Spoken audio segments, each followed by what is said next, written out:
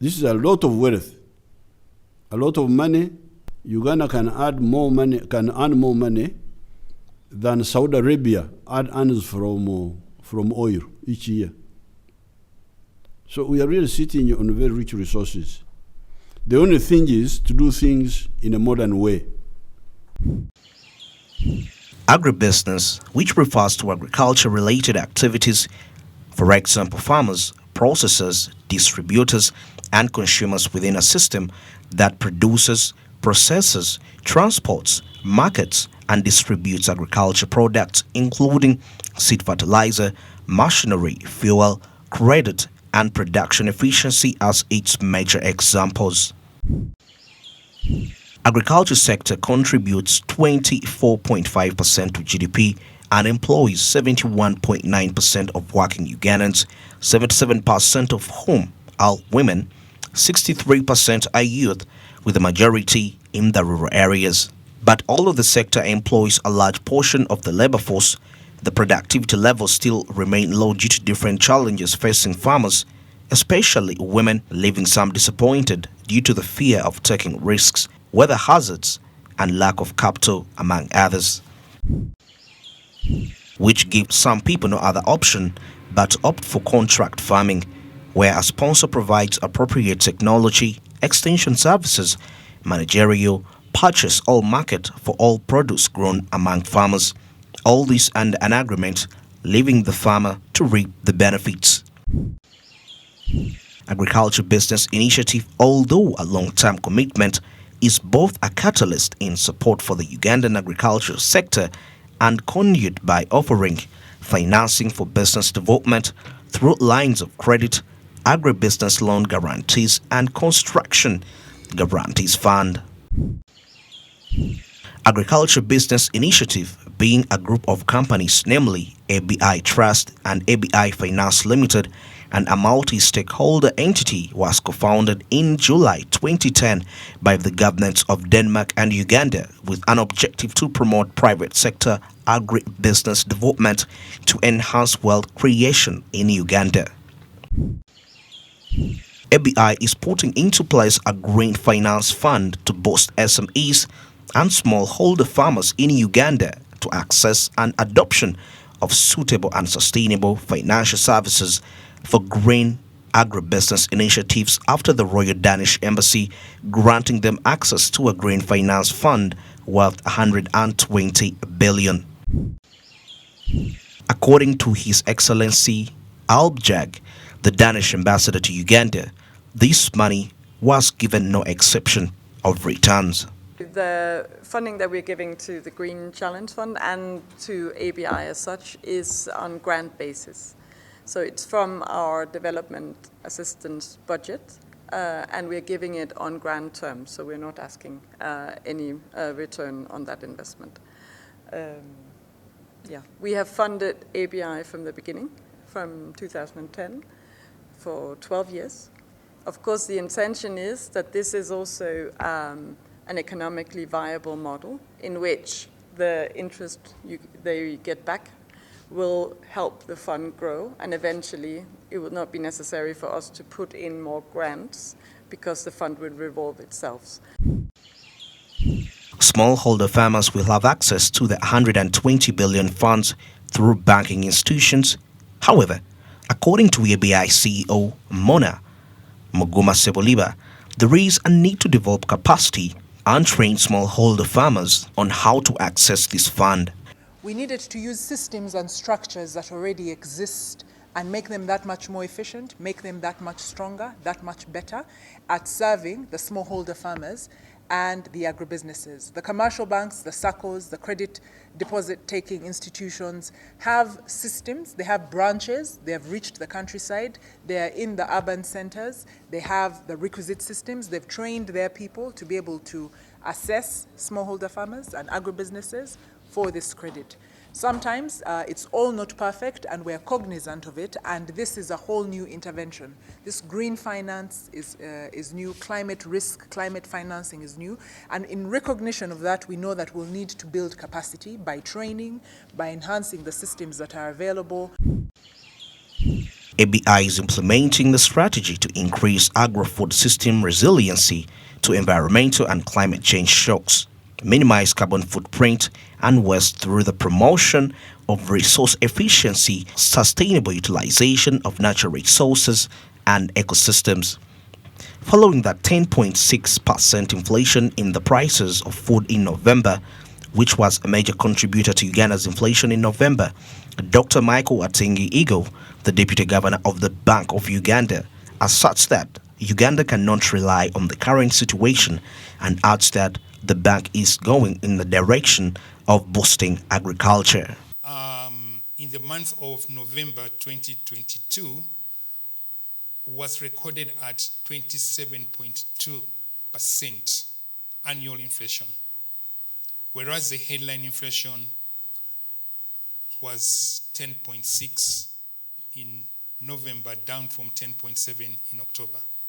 So you can imagine that the average consumer price index inflation is 10.6, but food crop inflation is 27. What does this mean? It means that because of the drought, extended drought condition we had, it has affected the prices, food crop prices. And for Bank of Uganda to foster price stability without addressing some of these issues, it becomes a challenge. So we need to look at it from a sustainable and a holistic approach. ABI's current business plan 2019 to 2023 aims at improved profitability, income and employment of Ugandan farmers and agribusiness in order to achieve the following results, which include increased smallholder farmers' sustainable production, productivity and market integration, improved beneficiary agribusinesses, overall business performance and sustainability improved, and ABI's efficiency, effectiveness, and sustainability enhanced.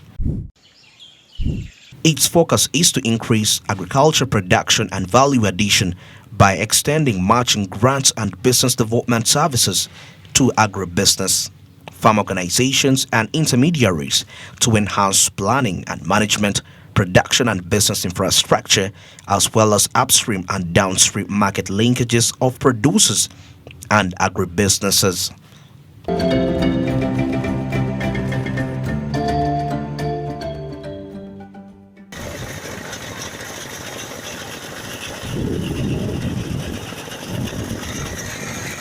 Africa's agriculture is booming and investors are getting interest. Aliko Dangote, Africa's richest man, recently invested $1 billion in rice farming. Africa imports billions of dollars worth of rice a year, and Dangote surely wants a piece of the action.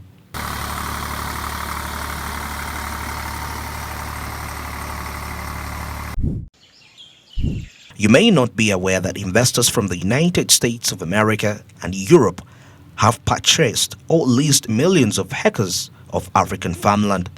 Did you know that foreign direct investment in African agriculture reached $15 billion in 2010 and will be $65 billion by 2025?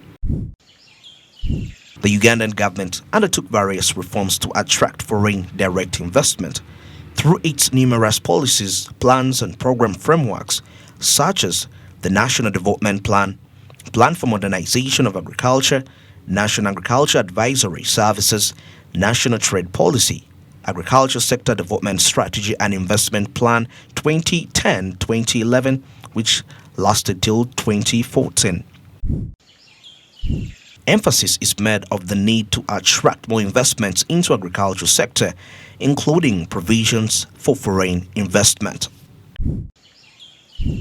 While FDI has been on the increase in Uganda, rising from just $4 million in 1980s to $799 in 2009, less of it has been directed at the agriculture sector. Most of the FDI have been directed at telecom, mining, construction, banking, and other service sectors. According to Uganda Investment Authority, only about 20% has been destined to agriculture, mainly in a few subsectors like floriculture, which gives the most attractive return on investment, about 30 to 40%.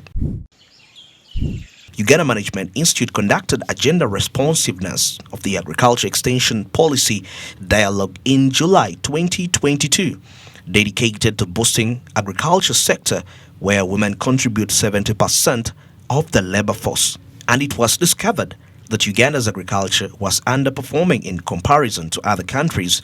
As of 2018, the gross domestic product of Uganda stood at 25.89 billion according to the World Bank statistics, and as of 2021-2022 there was a reduction to 24%.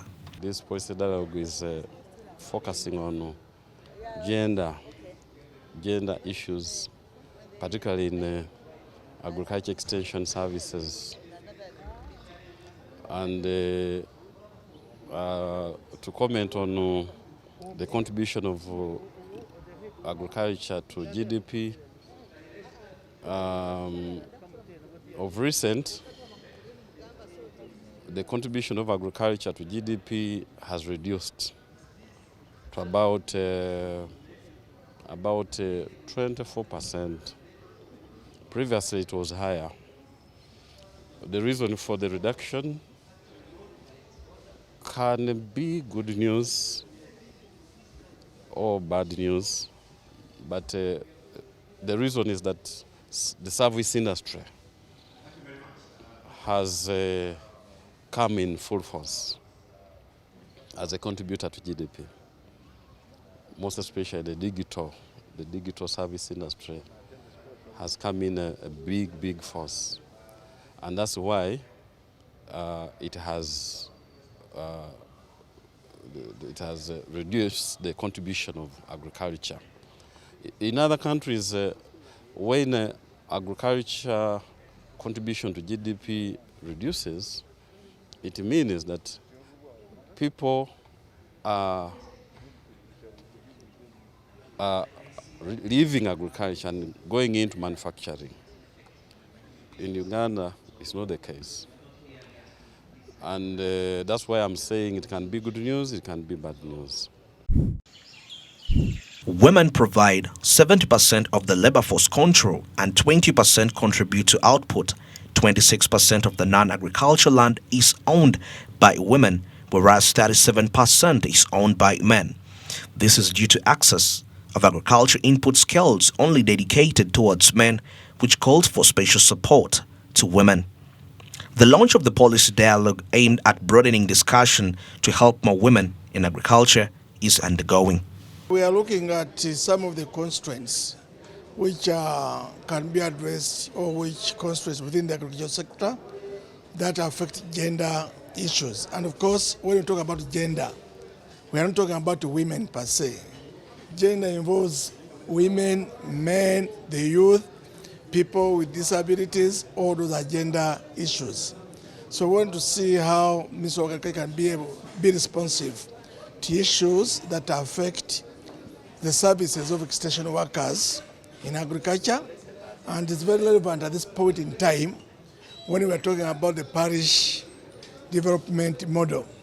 So we believe that as they come out with the policies, government should be informed of some of the issues that underlie that extension services, so that as they roll out the program, they can be addressed and come up with solutions that can make the program more effective and achieve its intended objectives. Women provide the biggest percentage of labor for agriculture, more than 70%. But they control less than 20% of what comes out of that labor. And I gave the example of what the late Julius Mwalimu Nyerere said, that women till their life to produce what they don't control. And by the time they die, they go empty-handed. By the time they get divorced, they go empty-handed. So they accumulate wealth for the families, but they don't control that wealth, and they go out of it empty-handed. Opportunities that have been exploited through FDI have included production and supply of propagation materials to farmers, manufacture of greenhouse construction and packaging materials, and growing of flowers for export.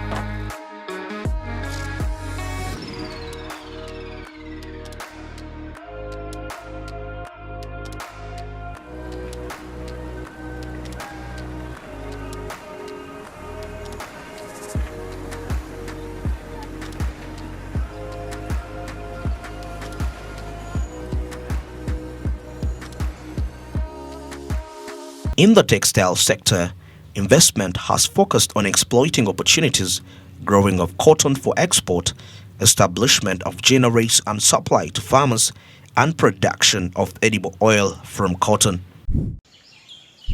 From 2010 to 2019, global foreign direct investment inflows increased by 4.0% from $1.46 trillion to $1.52 trillion.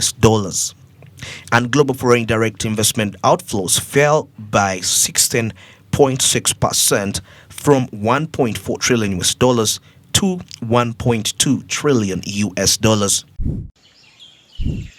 Because of the climate, things grow quickly. These plants, they grow quickly. You can see some very big trees here, which are not very old, but they grow very quickly. So anything agriculture will grow very quickly. And without irrigation, we have 2 seasons in a year, depending on the rain only. We have 2 seasons. In Europe, they always have one season. Yes. Now, here, with irrigation, you can have 4 harvests in a year. So things are much easier here, much easier for business, but also for life. In other parts of the world, people are struggling. But this one also can work hard once they now aim at not just food, but food plus prosperity. Then they also work. They are very hard workers once they have the opportunity. Over the same period, foreign direct investment inflows to agriculture decreased by 7.6% from $5.1 billion in 2010 to $4.7 billion in 2019. And foreign direct investment outflows to agriculture decreased by 92.4% from $3.2 billion in 2010 to $241.2 million in 2019. Indonesia was the top recipient of FDI inflows to agriculture from 2015 to 2019 with $3.1 billion per year on average. Norway was the second with $940.2 million per year on average, followed by Oman with $816.4 million per year on average. China mainland was the top country providing FDI to agriculture from 2015 to 2019 with $2.7 billion per year on average. India was the second with $2.72 billion US dollars per year on average, followed by Norway with 302 million US dollars per year on average. According to the UN Food and Agriculture Organization, nearly 40% of the food in sub-Saharan Africa perishes before reaching consumers. For fresh food, this can be as high as 60%. Cold storage is underdeveloped in many nations in sub-Saharan Africa due to lack of a local manufacturer's finance choices and electricity. Africa has abundant and cheap agricultural land. According to the World Bank, sub-Saharan Africa covers over half of the world's arable land, totaling 200 million hectares. The continent is commonly regarded as the world's future breadbasket. African agriculture is based on the savanna and tropical rainforest terrain, which receives a year-round rainfall and sunlight. As a result, almost 80% of the world's food crops can be grown in Africa. Africa's agriculture products have a ready market and high demand. Food is one of the best business prospects in the world. Everyone has to eat. Africa now has a population of over 1.4 billion people. Emerging trends in FDI in Africa that may further shift under AfCFTA or the African Continental Free Trade Area, including assessing the sources and destinations of private investment in the region, shows how the African Continental Free Trade Area connects over 1.3 billion people across 55 countries and presents a significant opportunity for increased economic growth in Africa. African Continental Free Trade Area may also spur increases in foreign direct investment on the continent by reducing regulatory barriers and expanding markets.